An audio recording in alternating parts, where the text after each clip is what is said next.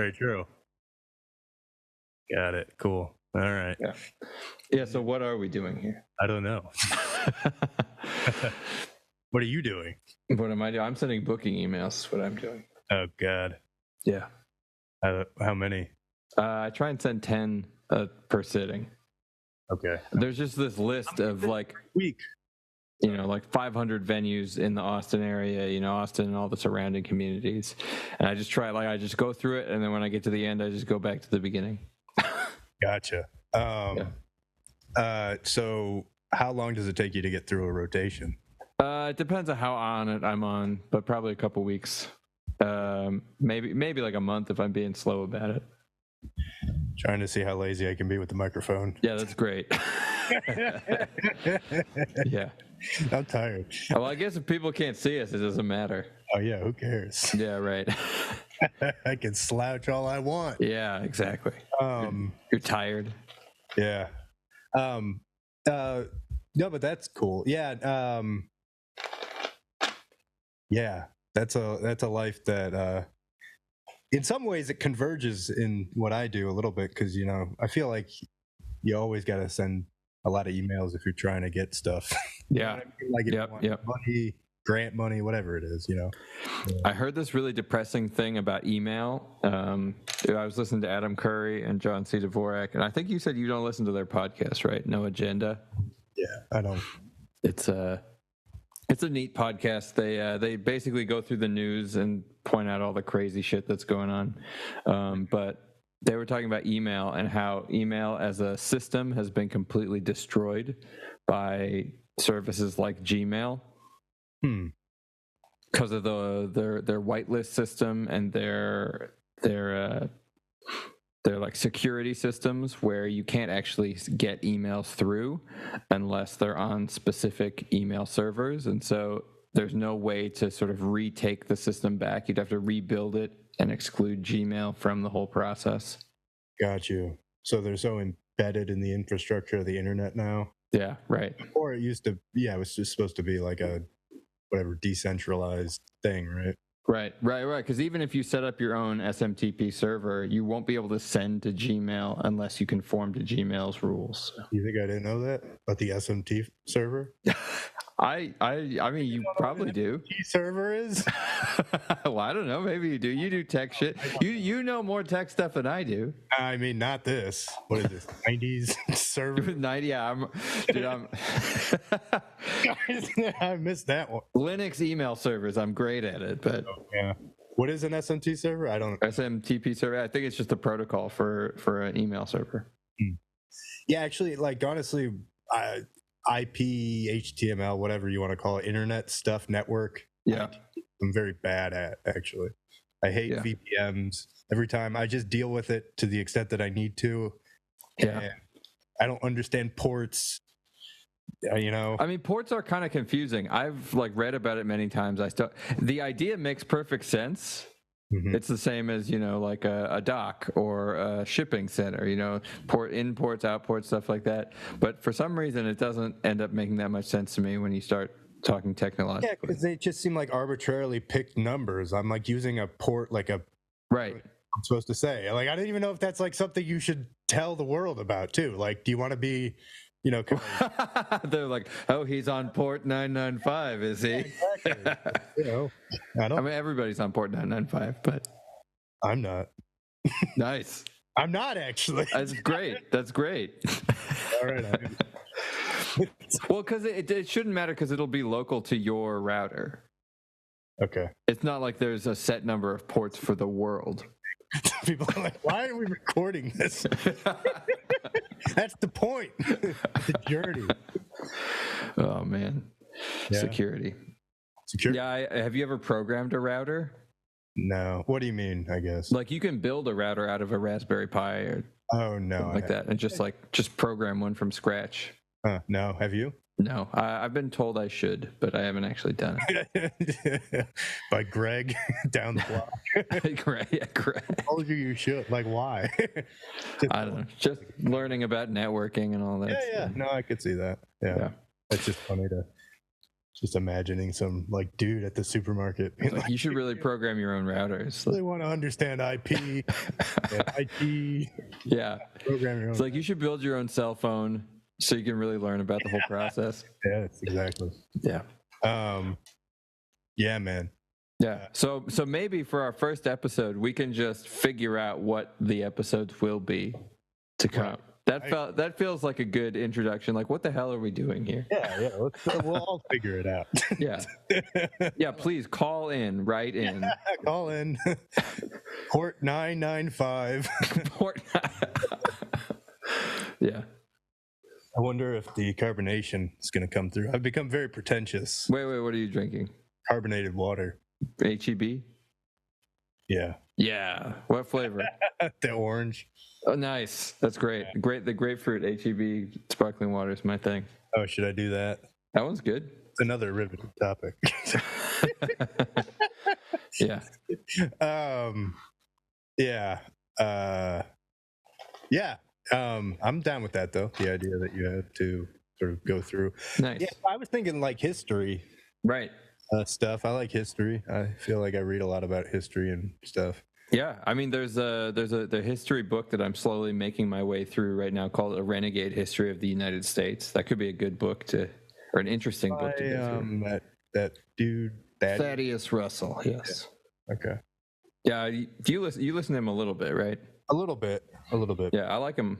He's one of my favorite in the bunch because I feel like he has this academic side where he doesn't just throw away a lot of the like strange academic movements of the 20th century. Like he's so into postmodernism, and it's this thing where it's like, actually I am too, to a degree. Like there's this aspect of it that I think is super important to the intellectual world.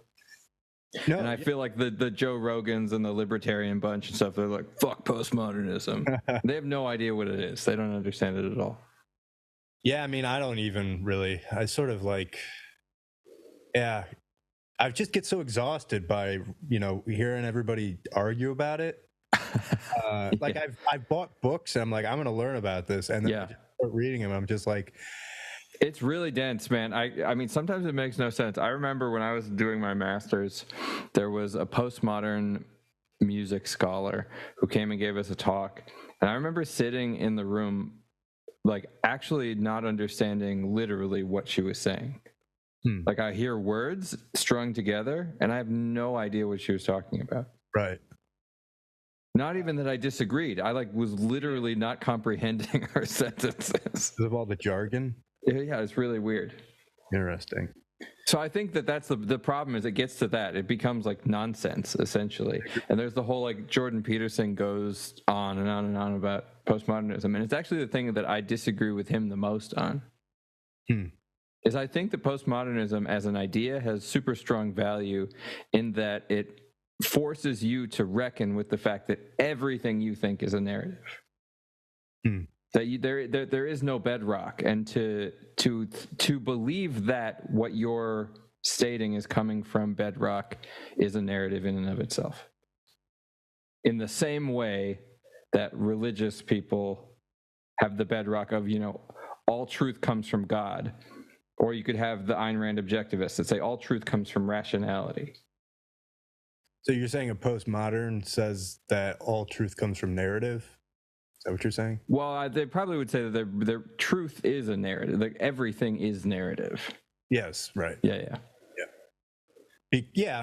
Yeah, in some sense. Well, it's like this is where I haven't read enough about like how people define narrative and everything. Right. Like, I assume, but when you say narrative, I just think of a sequence. And then I'm like, of course, everything's a narrative because, I mean, of course we perceive everything as a narrative because we perceive everything as a sequence of time. Sure. Man. Right.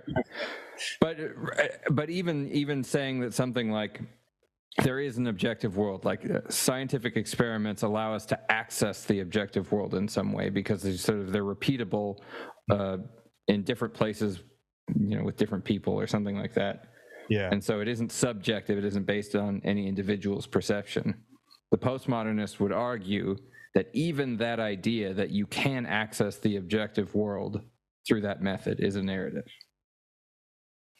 Yeah. Yeah. I mean, I don't know. The problem with postmodernism is it unravels to nothing. Yeah. Yeah. Like, who is the quintessential postmodernist? Because I think of Foucault, but yeah, Michel Foucault, Derrida, that kind of thing. And the thing that they said that I thought was really good was stuff like our idea of sort of the criminally insane or the insane. And we assume that these people have these problems, these mental illnesses, and what we must do with them is, put them in a mental asylum. And that because they have this problem, this is the solution. Right.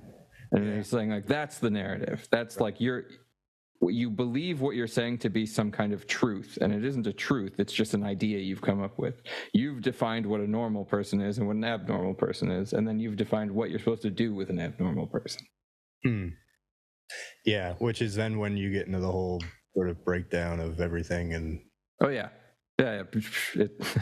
Like, that's where I'm trying, like, this is where my philosophy knowledge ends, is like the lineage of Foucault, right? Act with Nietzsche, I guess it must. Yeah. I don't know much about Nietzsche. I haven't read his stuff. I've hear people talk about him, but it's not an area I've delved into. Well, we could do it. We could do it on the show. Yeah. I mean, I feel like I've read a lot of bits of Nietzsche. I'm very with everything, but I like the history idea though. And then we could even have like series of episodes that are on certain types of history topics, like you were talking about medical history, or you could do any sorts of types of history. Like I would shine just because I've read, I mean, not a lot, but like more than probably the average person about that. Talk about David Hartley, of course. Of course. I haven't even heard of David Hartley. I know basically nothing about men. Well, that's not true. I know a few things based on stuff I've read that is like terrible things that have happened in the 20th century. Oh, yeah. Yeah, of course. There's lots of that in history of medicine, unfortunately. I mean, yeah, just even talking about the history of dissections is sort of interesting. Sure.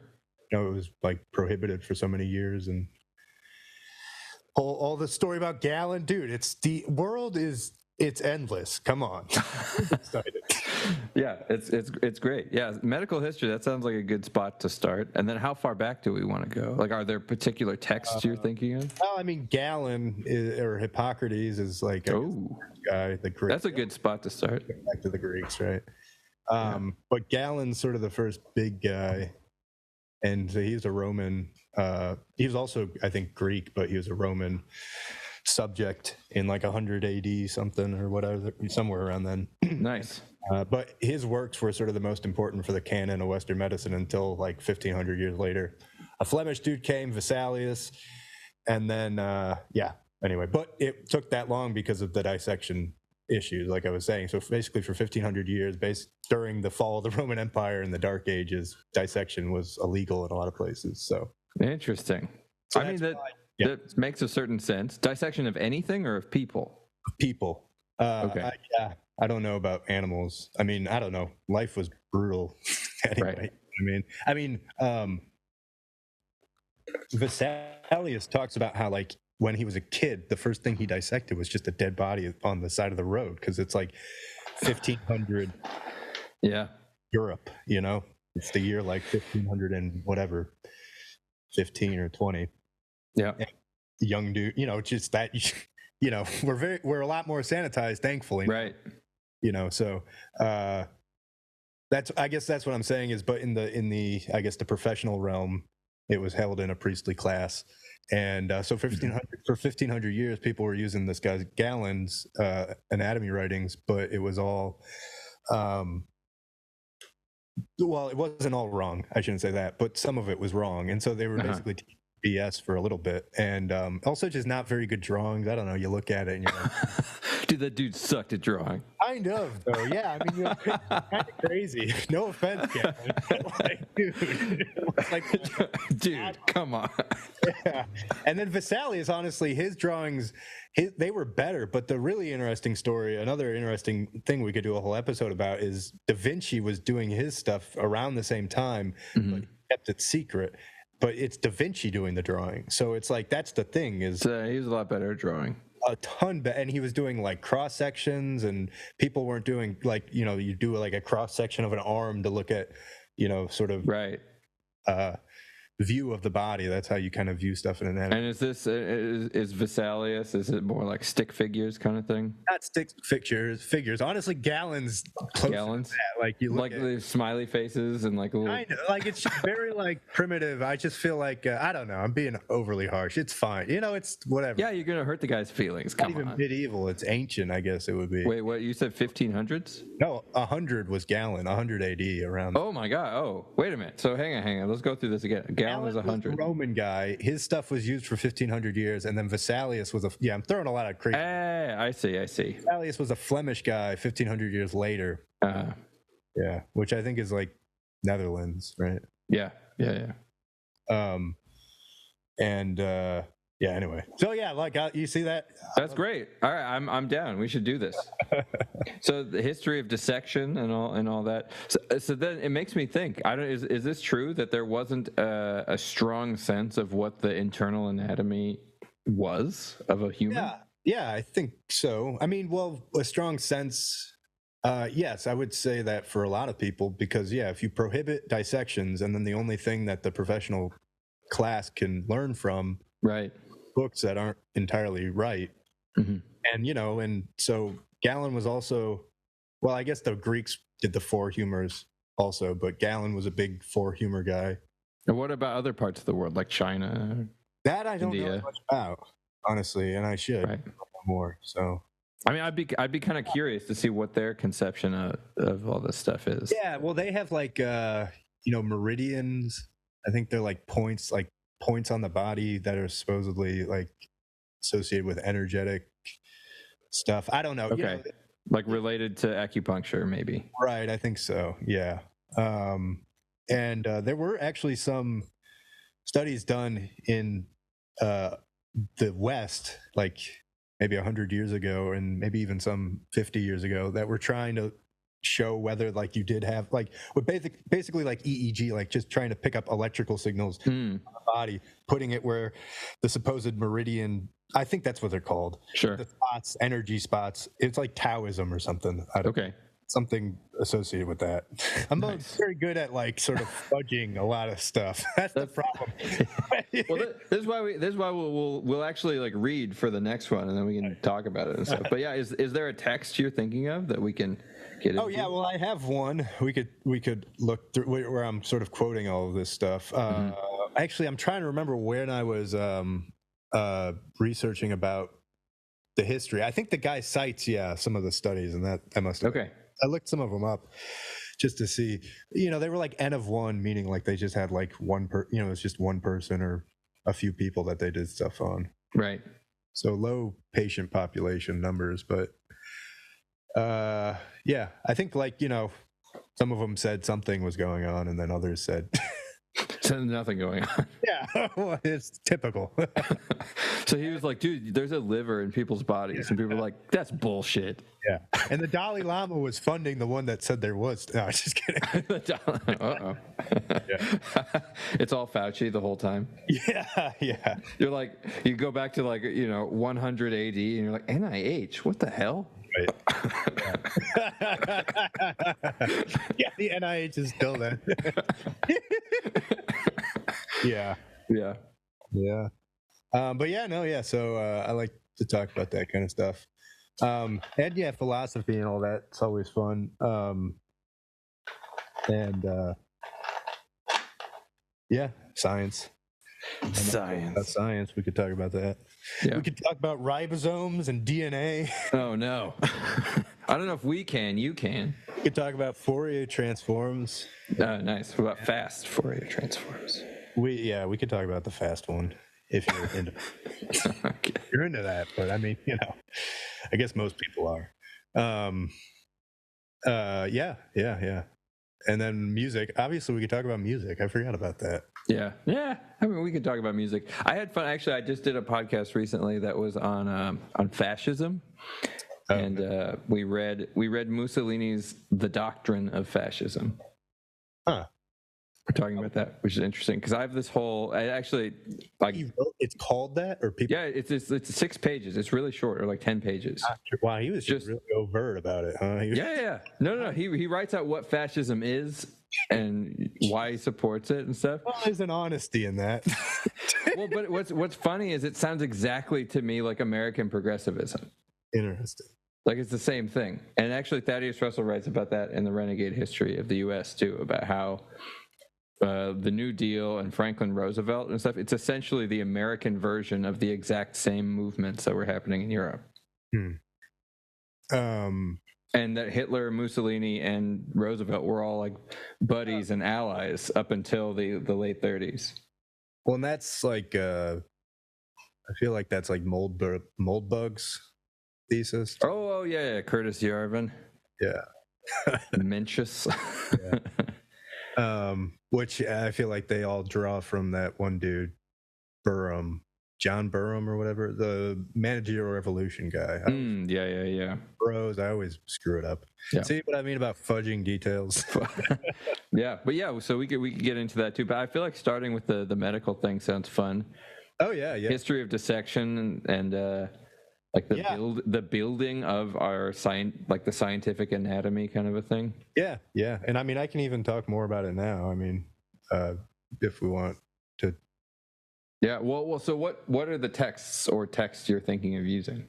Well, I guess what do you mean by using? Like, is there something that we could both read for next time?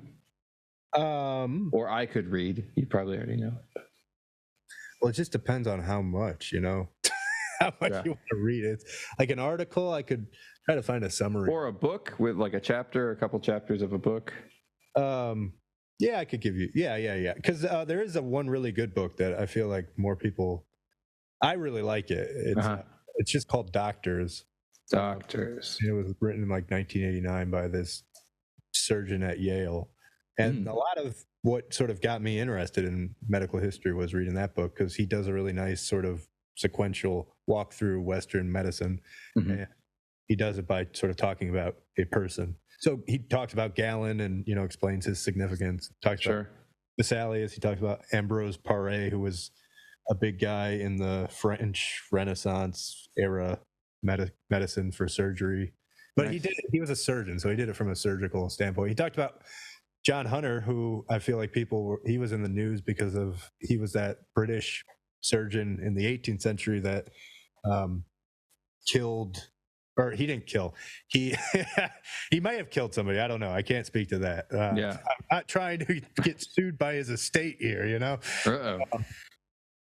There's this Irish giant who is just a guy who had gigantism from Ireland, who was in London at the same time, and John Hunter had this sort of morbid fascination with skeletons and stuff, and so he had like a little skeleton anatomy museum, and he wanted the guy's skeleton. Basically, that's the story.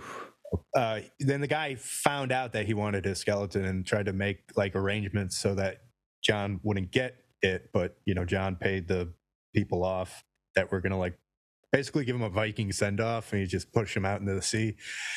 John paid him off, and then brought the skeleton back. It's been in his museum for the last 300 or whatever years. Interesting. And there's an article about how I think the British Museum that has the skeleton is going to take it down in respect or something. Yeah. Anyway, so there's that. I mean, maybe I'm wrong. I feel like the history of medicine is pretty sordid. Oh yeah, I mean totally. Like not even long history, like 1994. Very sordid. I mean, you could like most of what we know about anaphylactic shock is from killing dogs.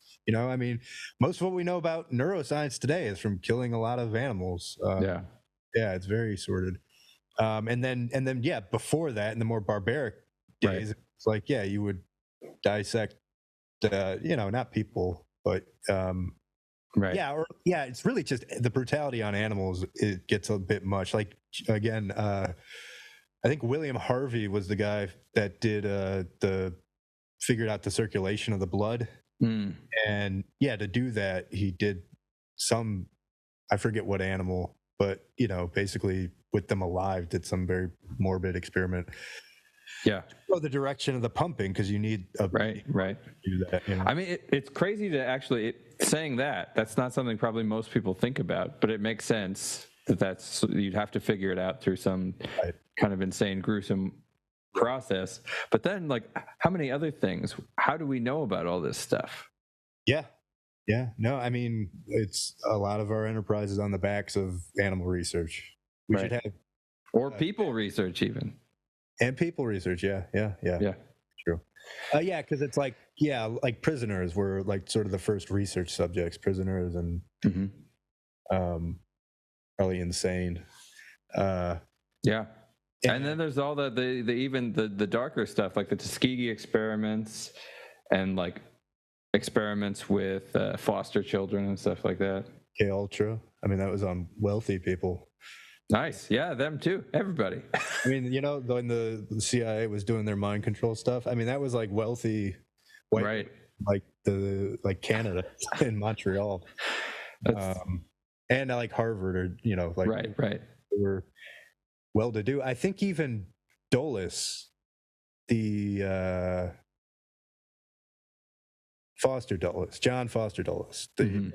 I was not the senator, the CIA brother, because there were two Dulleses. I think he even his son was even part of that, which makes sense because it was the MK Ultra was a CIA thing, so they had so like they believed in what they were doing, I guess. But yeah, no. I mean, there's this other side that I always think is interesting, and there's no answer to it. It's if you're gonna do something like horrific in the name of the greater good or whatever, which, if I'm being honest, I'm not sure that I believe in the idea of the greater good. Oh. I'm not sure I've been sold on this, but anyway, it better pay off. Yeah. And if it doesn't, I feel like it's this crazy situation where, like, I understand the idea of tenure if you're like a French professor. So you can do all this stupid French research that you want, and whatever. So you don't get fired if your research doesn't pan out onto, you know, like how this particular phoneme shifted in the 1600s or something like that. I don't know, whatever. But if you're doing experiments that are like actively harming people for the greater good, that greater good better show up. Yeah, I think it has, though. I mean, antibiotics. No. I'm not saying it hasn't in all cases. I'm talking about discrete cases. Yeah. No, it's true. No, I mean, but this is the problem is in some ways it is the most unethical experiments, and sometimes can be the most you can learn the most from. Nice. I like that as an ethic. Like if you have a new batch of med students, I'm not saying no. Just remember the most unethical experiments. I do not condone this, but I'm saying as a concept, right? You don't condone it. It is a plaque on your wall. Yeah. But Jesus, I've already shot myself in the foot. What the hell was I thinking?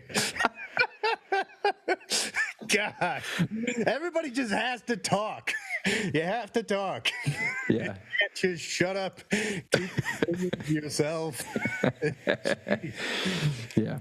I must talk. Yeah. I like to talk. Yeah. No, I don't have to drag you too far into it. I'll say my thoughts. Oh no, well, but I was gonna say, I mean, oh yeah, sir. Yeah, you say your thing. Well, no, I already said my thing. That like, if you're conducting an experiment and it's doing something gruesome for the greater good, like it better pay off. It's this problem is like, how many people can you brutalize? And you're like, well, that didn't work. Well, that one didn't work either. Well, that one didn't work either. But I'm getting there. Right. Yeah. No, I mean, yeah. Well, we have controls for that now. I think they shut stuff pretty quickly. Like I think the first time you have a death, I think they probably yanked it. Like so, one at this point. Right. Well, I guess it does depend on the trial. Yeah. And I should probably know this actually. Yeah. Now that I think about it. I mean, I'm sure it depends on the trial and who is involved in it and what the stipulations are. And all. I was just thinking about. I was reading a surgical trial for cancer. I think it was. I don't remember, but it was basically, you know, you have high mortality already, you know, so of course you had patients die during the trial, but that's like patients were going to die regardless. Right, right. If the treatment goes much higher than if you start getting a bunch of people in the treatment group that are dying, anyway, that's obviously how the criteria is going to work. Right. All right, we got there. Yeah. Okay, so this book is called Doctors. Does it go all the way back to where you're talking about? It starts with Hippocrates, I think. Yeah. Okay. Maybe I can find it and we can talk about it. Yeah. I found it in a bookstore. Okay. Yeah, and I can tell you, I can't remember who it's by. Okay. Yeah, because I bet if I just look up Doctors, it's a little general. Yeah. Doctors 1989. Doctors. It's a good year for doctors. Yeah. It was. It was. Yeah, I think I found it. Sherwin B. Newland. Newland? Yeah, Sherwin B. Sherwin. And then Newland, N-U. He throws you off there. N-U? Ooh. L-A-N-D. Yeah. $16 on Amazon. Doctors, The Biography of Medicine, 1995. Oh, yeah. Don't read that one. That was a terrible edition. That's pretty funny. I can see if I can find the 1989 one. That was a hilarious reaction. Oh. I thought you were suggesting that I got the year wrong. No, it's probably just a different edition. Might be. Yeah. I thought you... Fact checking you? Fact check false. I could be wrong. I don't know. Believe it or not. But yeah, I found it. I found... yeah, I really like that. I found 1999 version with 2011 illustrations. Whoa. Yeah, I wonder if the guy's still alive. I got the impression he was a retired surgeon in 1989. Thank you very much. We're really hammering this 1989 thing. Yeah. A good year. Yeah. I didn't even know. I wasn't even around then. Yeah. You were. Barely. Old man. Yeah. Yeah. But it's a good book. And then I don't know. I mean, just let's see other books. Yeah, I feel like that would be the good one. We can at least start there. Yeah. But I'm trying to think if there's a general theme, or do we just review the book? We could just do that. You're not going to be able to. Well, I guess it just depends. Oh, there's another thing. Are we doing this weekly? I'm fine with that, actually. Yeah. Okay. But that doesn't give you very much time, which is why. Right. Well, I'm not going to read the whole book this week. I promise you that. Then, geez, I don't even know what we're doing. I think maybe we pick a chapter or two and focus on it. Yeah. I feel like the Vesalius chapter is a good one. That sounds cool. Yeah. Yeah, I like this idea, but I'm definitely not reading the whole book this week. Wow. Yeah, I know, lazy, right? Yes, very much so. Very, very much so. Whatever, 500-page tiny text, by the way. Oh, good. I'm excited. If we want to do tiny text, we could go through like Mises's writing. Yeah, I actually think I do have some of his stuff. Oh yeah? Human action. I don't remember what I have. Or Hoppa. He's another. No, I don't have any Hoppa. He's another one where I tried to read. I don't know. It's just I get so bogged down. I think you're right. I think it's the jargon. I'm just like, dude. I feel like everybody's talking about the same thing. They're calling it all slightly different things. Yeah. And it's just, this is what frustrated me when I took a psycholinguistics course, because I was thinking about. I mean, that sounds like jargon to begin with. Yes. Well, don't tell Chomsky that. That's his bread and butter, man. Right. Chomsky's like, dude, shut up. Yeah, I mean, but it was like everybody had, Chomsky included, everybody had a different theory, but nobody. Yeah. And then I was just memorizing theories for the test, and I was like, why do I need to do this? Maybe I don't want to do psychology. I don't know. And then I went and memorized a bunch of other arbitrary stuff. So that's great. But you haven't figured out the port system yet. No, I haven't. I never. You guys just memorize that too. Yeah, I never really needed to. Yeah. You feel like you get worse at memorizing as you get older? No, I don't think so. Wow. I think I just don't do the amount of memorizing that I did in college. Yeah, maybe that's it. Because I definitely feel like I'm not as good. But I don't actually think it's, maybe I don't think about it that much because I don't think it's that worthwhile. I think that learning is very worthwhile to the point of it being in like fast recall. But just having like a bunch of dates in your head, I don't really see why that matters. Well, it just depends on, well, like, you know, it's for presentation. That's sure. Yeah, for presentation. Yeah. Well, because we talked about it a little bit. I was just teaching this class at Houston Tillotson University it was basically a history of music class. Right. And I didn't make the syllabus. It was a preset syllabus. And there was a bunch of non-music students, like people who'd never engaged in music in an academic way at all. Most of them hadn't even played music before. Wow. And so basically, I'm just trying to like give them a bunch of stuff to like terms to remember for no reason at all. Like, right, you have to know what monophonic is versus polyphonic. Why? You got me. Right. But then they have to remember it for a test, and of course it's really hard for them. And they're like, "This is the hardest class we've had in our undergrad," and it's like, "This is stupid." Yeah, it is a hard class because none of this has anything to do with any of your experience with music at all. Wait, so yeah, it's a history, right? I remember polyphony and monophony. I feel like that these are kind of important, though. I don't know. Yeah, I mean, they're important if you're trying to engage with thinking about music. I think the problem is that these students were not used to thinking about music in terms like that at all. They had, all right, you said some of them hadn't ever played. Most of them hadn't even played music. And so they've listened to pop music, they've listened to hip hop, they've listened to country. Yeah. Well, so you're teaching them history. That's the fundamental. Exactly. And so like I start showing them like Gregorian chant and they're just like, what the hell is this? Yeah. And then it's like very hard. Actually, it sort of makes sense because they don't know what a melody is versus a harmony or anything. That's what I was going to say. So if I say monophonic and they're like, but I hear like 10 people singing. Right. It's important. And then it's like, well, yeah, but they're all singing the same melody. Right. And they're like, yeah, but what about those like instruments? And it's like, well, they're technically doing the same melody too. And it's like, and now we're getting into like the fudging territory of music history, which makes it way more complicated for them. Yeah, because obviously like secular music was a thing in the medieval, whatever, Notre Dame era. Right. But, yep. So people were doing polyphony, but right. However you want to say it. Yeah. Well, that was the other thing is bringing in polyphony and then secular versus whatever. And then like an oratorio versus a cantata. And like this music, it sounds so foreign to them. Like this was a little bit hard for us. And then these are people who don't engage with classical music at all. So it already sounds like crazy to them. And then I'm giving them like tons of technical terms about it. So you didn't write No. Whatever, syllabus or whatever? No.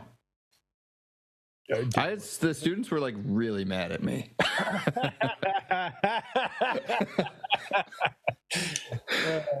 This is your fault, Anthony. Well, they were just like, why is this class so hard? That's funny. Well, I feel like I do feel like just, I've been in, the academics world for over 10 years now, with my program as a student. Yeah. I do feel like we complain more as a student body. Yeah. No, it's true. About like the difficulty. I don't know. Yeah, these students they were also not all giving it their all, for sure. It definitely, because it was weird. It's this program they have. It's an adult degree program. So these are all like 30, 40-year-olds with children and stuff. Right. It's a weird program because it's just a degree in adult, I guess. Huh. It's like a liberal arts degree, essentially. Right. Yeah, no, I get it. Yeah. And they don't get to pick their classes, so they just got assigned to this stupid class where I'm playing them like Notre Dame polyphony and Leonin and Periton. God, they must have hated you. It's just like, what the hell is this? It was like, yeah, I know, it's pretty weird, huh? Oh man, would you want to do it again, or are you done? I would do it again. I would want to change it because it was funny. Because actually, by the time we got to the contemporary stuff, like they were into Stravinsky and Debussy and stuff, and like they were able to get something out of it. Yeah, how primitive of them. Yeah. Well, that was the term with Stravinsky, primitivism. Right. Yes. No. But like, yeah, all that, even Mozart and like the operas and stuff, they're just like, yeah, they didn't get it. They didn't get it at all. They got nothing out of it. So Stravinsky was the thing that they liked Stravinsky. They liked Britain. They like jazz. They like that stuff. Yeah. It's like stuff that they can cling to a little bit. Beethoven? Nah, not that into it. Yeah, I show them the Fifth Symphony, and they're like, "Oh yeah, I heard that on a commercial one time." Oh yeah, somebody tried to sell a diamond ring to me with that. Yeah, right. Yeah, I know. What was another one? The Elf King. Remember that one? The Schubert song.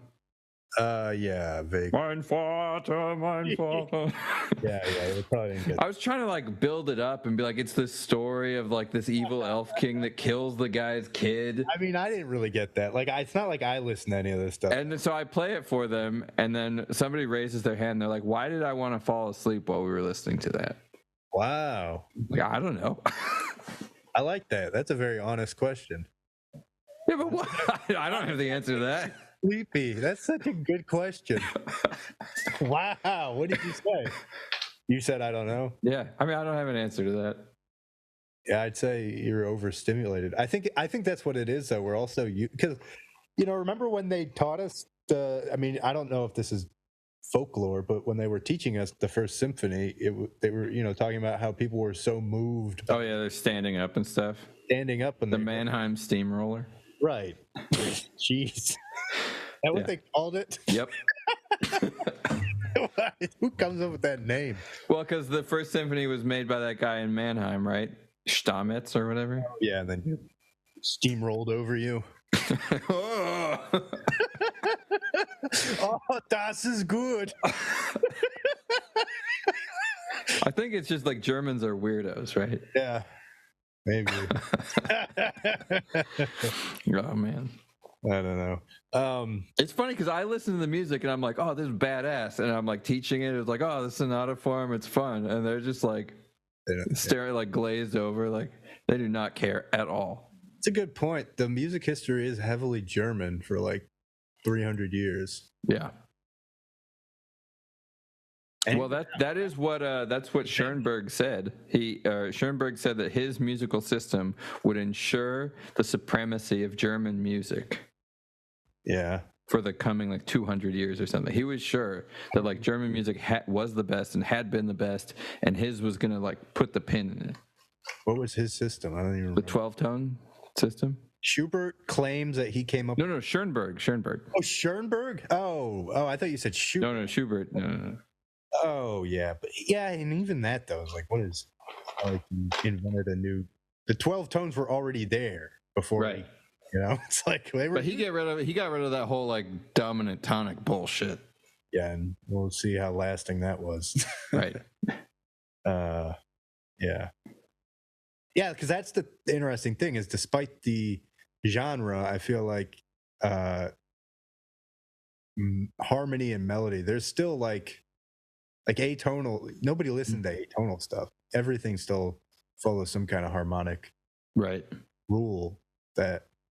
Yeah, although, I feel like I've noticed, and this is like maybe too technical, but a lot of pop songs now don't have functional harmony in a classic tonal sense where there's a 5-to-1, because a lot of the progressions are like 4, 1, 5, 6 or something like that.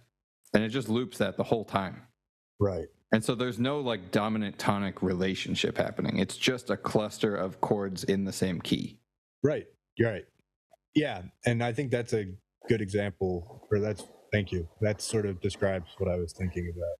I didn't know how to describe that, but yeah, it's still in the system. Yes. Yeah. You're still using harmonies, like traditional 5 chords and stuff. Right. Um, yeah, and I feel like even Eastern music, I don't know very much about it. I mean, you get like, obviously in Indian music, you get microtones and stuff, Mm-hmm. I imagine, right, with sitars and stuff like that. But I feel like there's also still a harmony. There's like still, Yeah. it's a different type of harmony. It's still following. Right. Well, this is where stuff gets actually more complicated than you think it would be in teaching a class, because you teach what is melody, what is harmony, You need to talk. what is rhythm. These are actually pretty tough words to define. You have to start to get into the neuroscience of it. If you really understand. Well, no, but seriously, don't you think that's why it's hard? Because it's like if you delve deep enough, you're going to get to the hardware, and the hardware is maybe, and it's what's going on. So I have an idea that maybe the hardware bit of it doesn't help, because I see music as being imaginary anyway. Mm-hmm. Like it's not real. Yeah. And like I don't think a cat is hearing what we're hearing when we listen to Beethoven. Maybe they are. But I don't know. Sorry, what were you saying? Do you have a cat, or are you just saying? No, I just meant I was just giving an imaginary cat listening to imaginary music. Right. But to define melody, or not, what do you think the hardware helps? I guess that's my question to you. Was that a Schrodinger cat? No, it should have been. Okay. The cat is dead. Hardware helps. What do you mean? Like, so when I was saying that defining melody and harmony and rhythm are pretty tough, and then you were saying that's where you need. How do you define melody? Let's do it. In my simple definition, is the part that you sing. Okay. Or like a single line of music that unfolds horizontally over time, or something like that. Okay. Yeah. I mean, so what is singing then? I guess. Oh, sure. Yeah. Well, and like, how are you perceiving it over time and space? That's the point. Is that? Yeah. Sure. Narrative joke, because that's what it is. It's another sequence of things. So in order to understand it, and it's also a pattern, and so you have to think about like why do certain chords make us feel a way? Why do cultures decide to go and in different sort of directions harmonically? Sure. But there is still sort of a underpinning that they're frequencies. There are certain sort of combinations of frequencies that resonate in the brain. That's sure. And so a melody, I think, is that too, because it's like, honestly, I would say, and this is where Schoenberg falls apart, because it's like, I don't think people can. Melody is something you can also remember. I that's sort of how I would think about it. It's sure. Like something that sort of you realize it rises above the sort of mixture of sounds, and so you think, why does it rise above the mixture of sounds? It's because there's something that my brain is latching on to. Sure, that makes sense, and that differs culturally, but still there's some pattern that our brain. So that's why I feel like in order to really understand it, you have to understand why. And I'm not saying I understand this, but why do our brains latch on to certain sort of sequences of notes? Right. Basically. Yeah. That's cool. And then it also makes me think of music production. And then are we allowing ourselves to write inferior music by doing auditory tricks to make certain things sort of rise above? Interesting. With, by editing the frequency spectrum so that some things come out more than others, we're tricking our brains, whereas if we were actually writing good music, that would happen naturally, because that's the part of music we would start listening to. I don't know. No, I see what you're saying. Yeah, because like when you're producing music, you're emphasizing stuff, you're controlling how loud things are, what frequencies are being pushed. Yeah, but that's where you get into the question, I would say, and that's how, because that also is going to change depending on the person listening to it. Right. Like everybody's going to latch on to a different mix of a song and think a different mix is a little bit better because for whatever reason they latched onto a different part of whatever that's what we're talking about. I guess the average that we take in of the song, because that's really it, is like we sort of sum a song into one thing, right, in our brains in a sense, and then we can expand it if we know enough about it. But like we sort of save it as like, oh yeah, Beethoven's fifth is da da da da da da da da. Yeah, right. We have all the harmony in our brain with it, but we have the sort of melody as like the keyhole. So that's why I feel like it's just, if you want to talk about melody, you got to talk about the brain. I don't know. Yeah, that's why it's really difficult too, because I don't know how all that really works. I wish I did, man. I don't know. I mean, my composition professor in undergrad, Stephen Dembski, who's unfortunately dead, is used to say that the discussion of how music works is really a discussion to have over a beer because there is no answer to it. Yeah, he thinks he would always say it's not worth academic arguing because you're not going to get anywhere. Means what does work mean? Because I feel like there's actually, because like I remember one of the really interesting questions that roommate of my brother's was ended up researching was like the goosebump effect.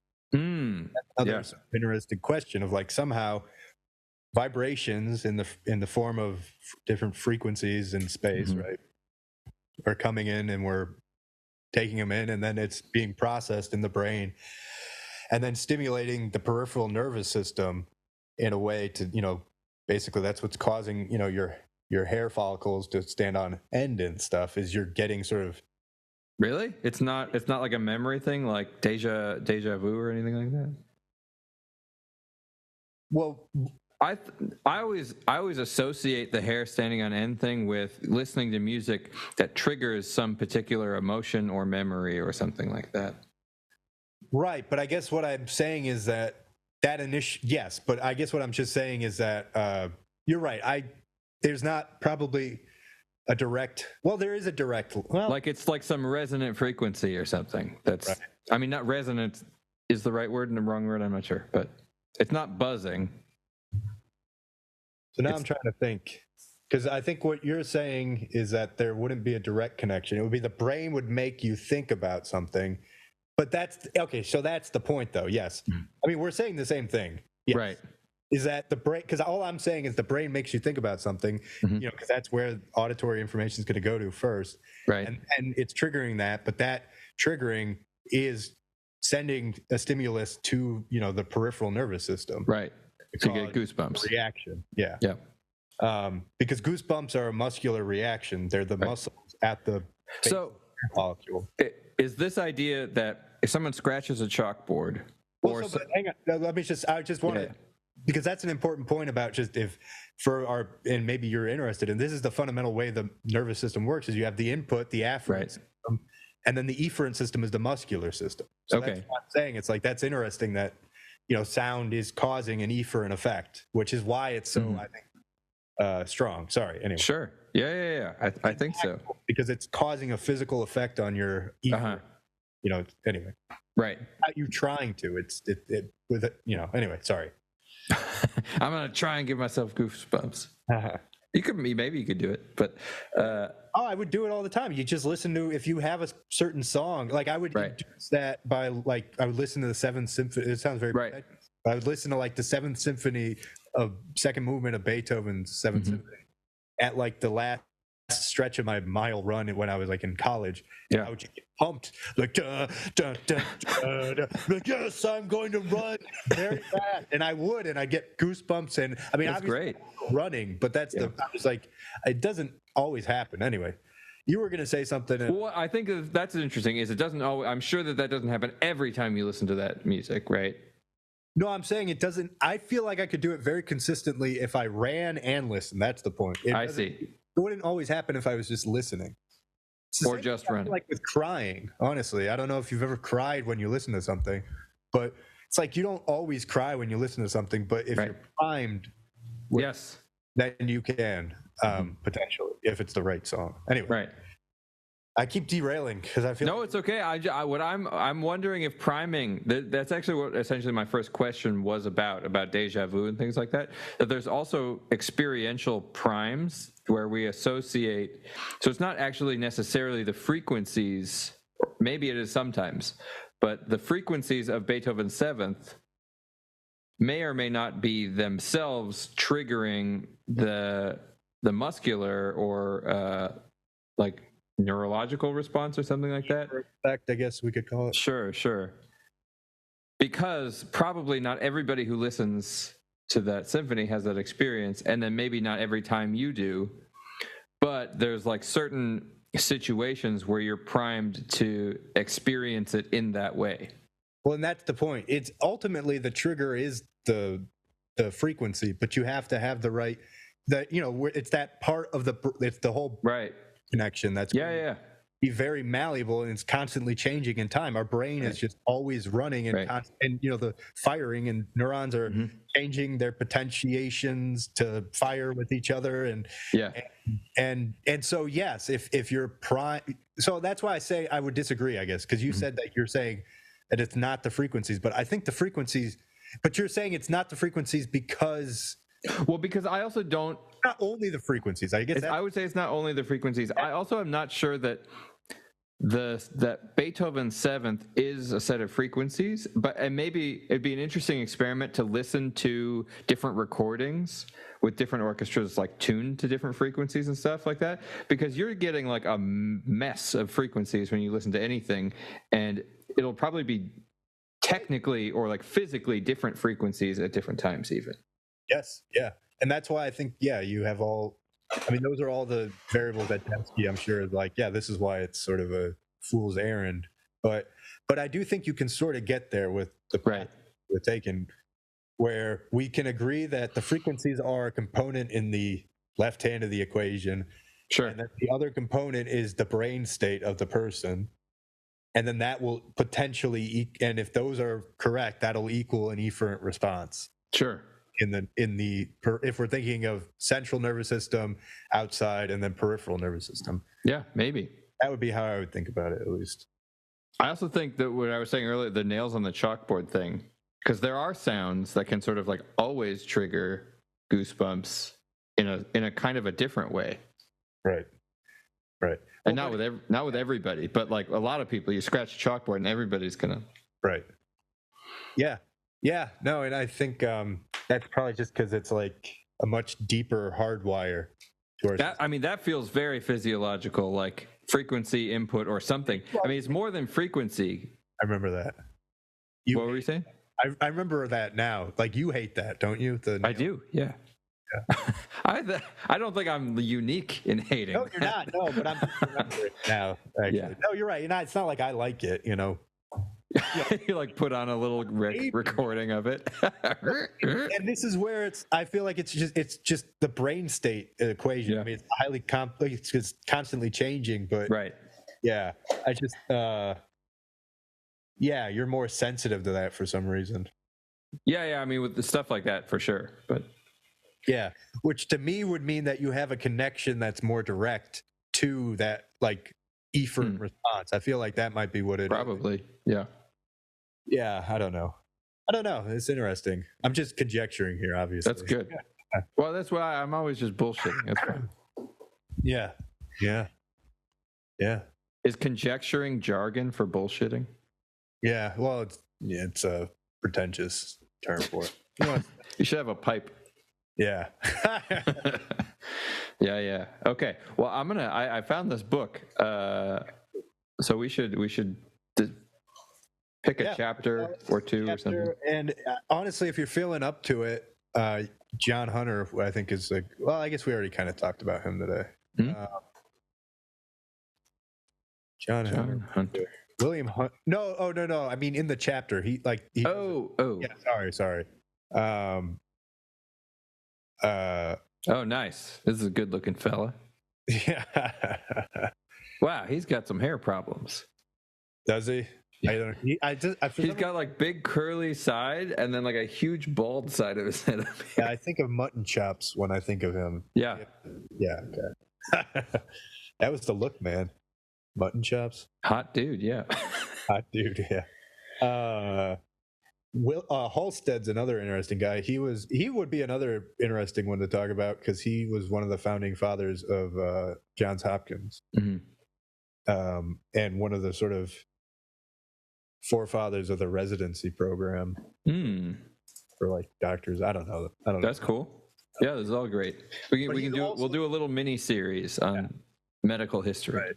But more interestingly, I think, is that he had a morphine addiction. Nice. That's great. As I think a lot of people at the turn of the whatever. I always forget. Do you say the turn of the 20th century if you're going into the 1900s? No, you'd say the turn of the 19th century. Right. No, I don't know, actually. I always hear just the turn of the century. Yeah. But now that we've crossed into another one, it doesn't work anymore. Yeah, I don't know. Anyway, you mean into the 1900s? You're from the 1800s to the 1900s. Yeah. You know, I like the idea of doctors having morphine addictions and stuff like that because it's my whole thing is I think that doctors are kind of like priests. Yeah. And so it's nice to humanize them a little bit. No, I mean that's another thing. I mean that's why I find this David Hartley guy so interesting because it's like he emblemizes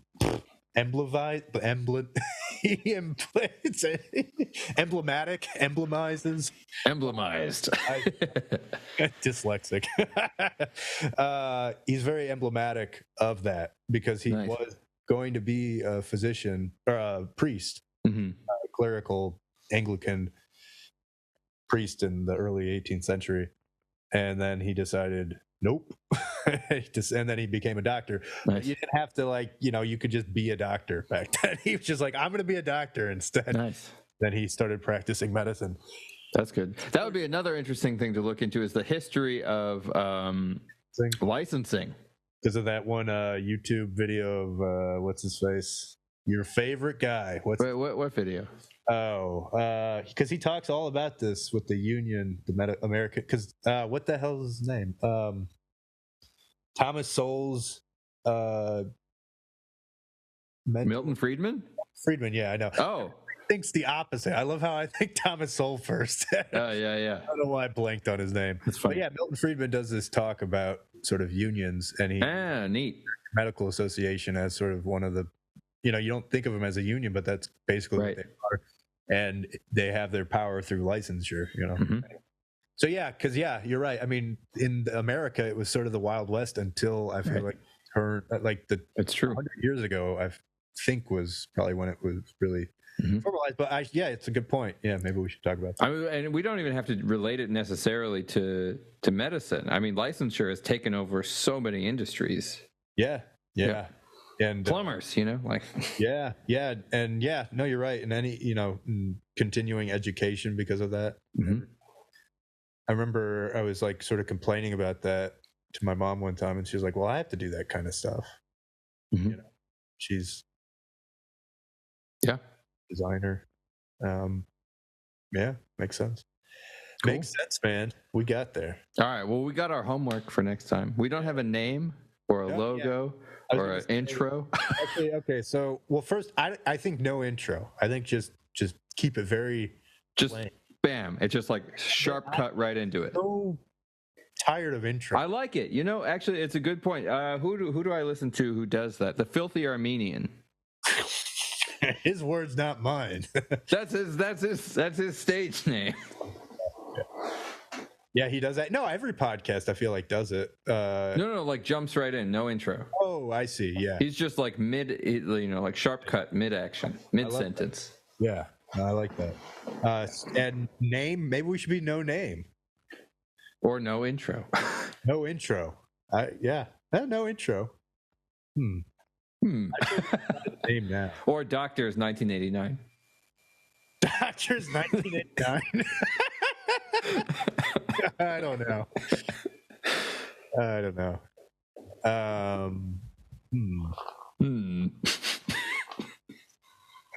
All right, no name, no intro. The problem with no name is it's like the name that a high school band gives their first album. It's true. It's very lazy. And yes, I'm saying that about all high school. Untitled, Untitled, yeah. God. No introduction. It sounds kind of like no agenda. Yeah. No agenda is pretty terrible too. Right. It's also already a podcast. Of course it is. We could call it the Joe Rogan Experience. We've already started a vendetta. we could call it that. That's a good idea. and I could try and make a logo sort of like that, so people could be flipping through like, oh, I didn't know that Joe Rogan was back on Apple. Yeah. Should we do ACEA? Here we go. Ace. Asia. Antushka. I'd be okay with that. Antushka and Ericsson. No, because I remember I gotta be. Hey, I'm supposed to be anonymous here, man. Mr. X. I didn't just. Everybody knows that. They're like, oh yes, Ericsson. We could do Mr. X. Antushka and Mr. X. I like that.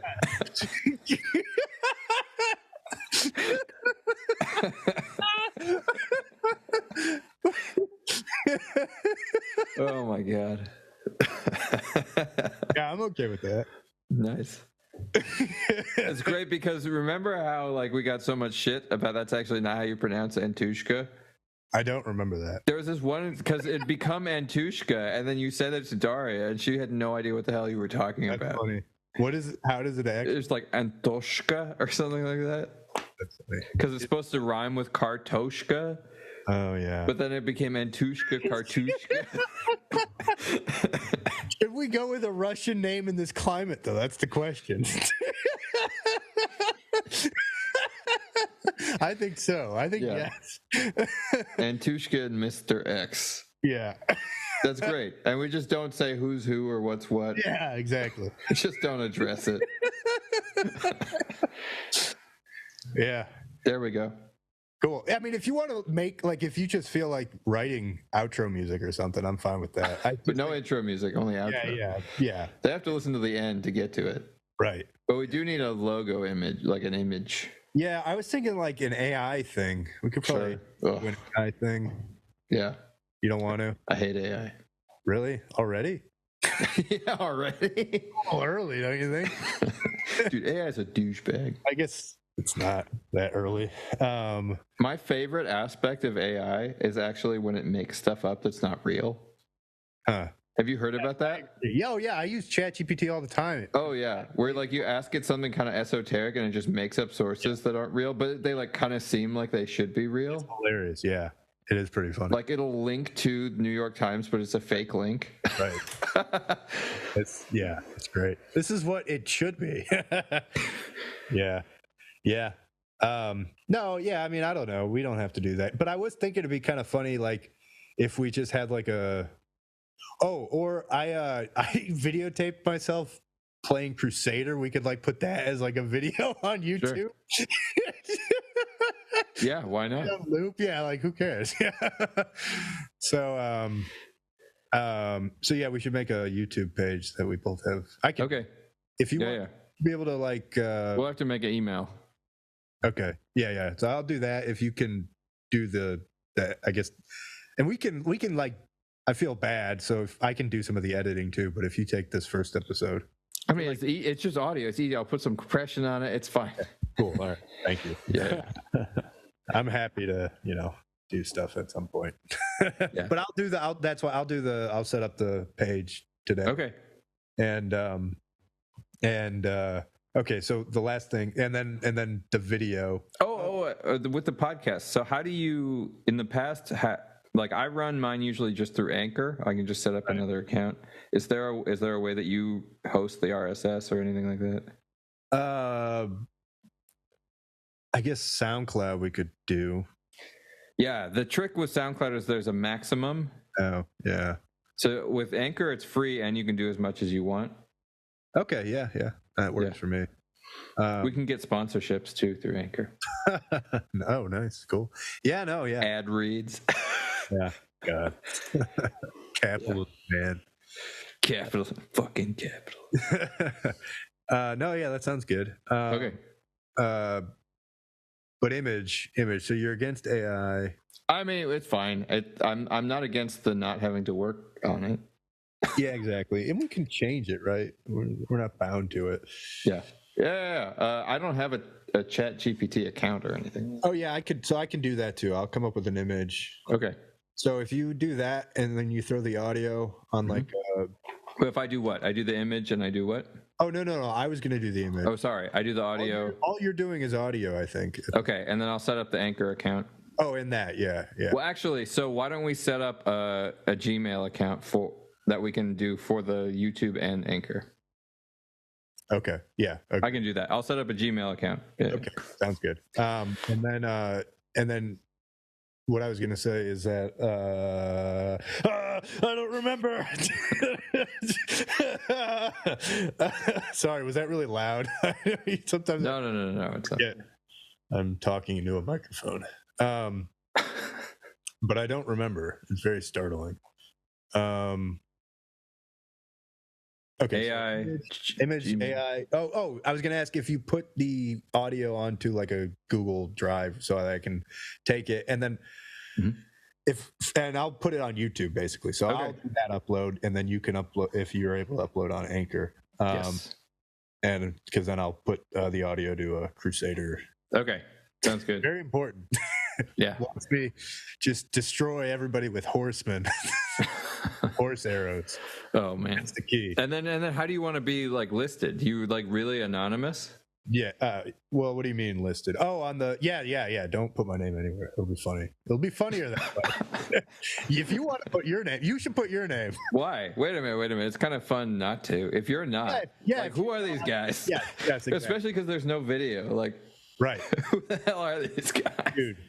And if there was a video, if you also just looked like this, we just did that would also be funny. If like we both just were slunched over. That's what I'm saying. And we could be kind of anonymous. We'll be like the guy. Like you got like Wilson from Home Improvement vibes. I was going with the neighbor from Home Improvement. Oh yeah. Oh, Wilson. Oh, dude, you know. You know better than me. I didn't even know it was Wilson. Good call, man. Good call. All brought to you by Antushka. Actually, because is Antushka, is it with an O then? I believe so. Oh, so we should do it with a U. Ushka? Because that's O. No, with a U. Antushka. Antushka. Okay. Oh, I don't know. It's up to you. Do you want to? I don't. You don't seem very into that, so we don't have to do that. No, that sounds fine. It sounds good. I was just thinking of the way to make people say Antushka. I was thinking 2 O's. Oh, like yeah. Antushka. Oh, okay. I like that too. Yeah. Maybe the double O. Yeah, and then you can like do some cool owl eyes with it. Yeah, right. Owl eye Antushka. Yeah, okay. Right. I like this. Okay. Cool. I wonder what AI would come up with though. Like, can you make an image, a podcast logo for Antushka and Mr. X? I almost want to like screenshot this and just like prompt just this, right? Yeah, do it. I don't know how to do that while staying. All right, I'll do it. Oh, okay, thank you. You gotta do everything yourself. Oh, hang on. I don't want our names listed. Hang on. Yeah. There we go. Yeah. All right, got it. Wow, that was good radio right there. I forgot. Good thing we're live, you know. Yeah, it's true. Uncut. Yeah. Sweet. All right. Yeah, I think that covers it. So you're doing email. Yep. Here, send that audio to me, and then I'll upload to YouTube. Nice. And if you have ideas for more medical stuff, like once we get through this one, I feel like the idea of sort of a mini series, like 3 to 5 episodes on it, could be cool. Oh yeah, yeah. And then kind of change it up. Cool. Yeah, works for me. Yeah, works for me. Sweet. And then we can have guests, and they can also be anonymous. Yeah, I like that. Yeah. All right. Cool, man. All right, thanks. Yeah. Yep. Oh, yeah. All right, sweet. I'll get working on it. Talk to you later. Yeah, see ya.